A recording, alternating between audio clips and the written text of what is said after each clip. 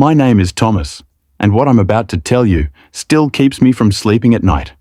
I work the late shift at a Burger King. Have been for about 2 years now.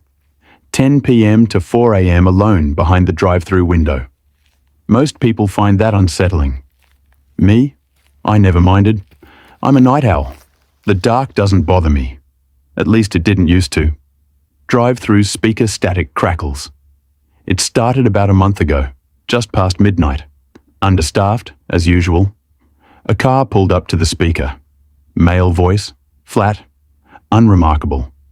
He ordered a large double Whopper with cheese meal and a Coke. Nothing unusual. But when he pulled to the window to pay, he only rolled it down just enough to slide his card through.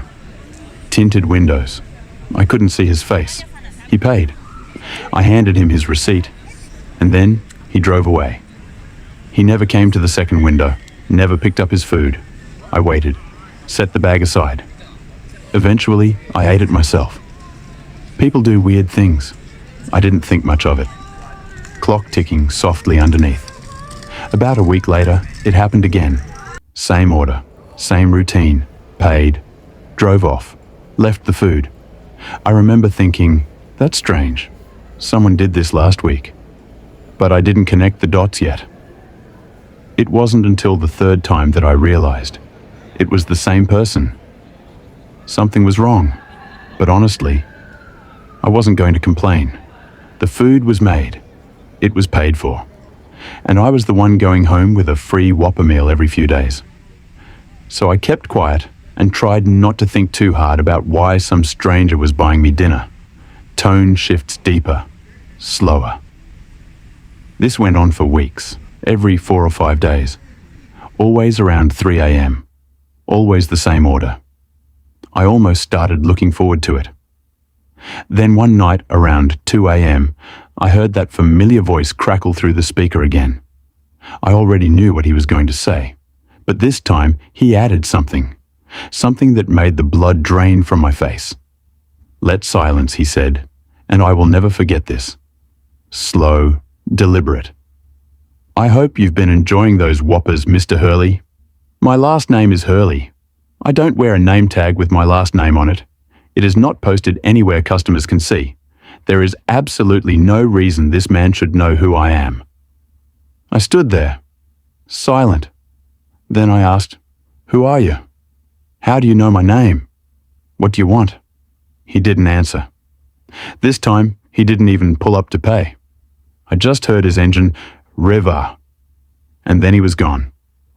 Footsteps on a quiet street.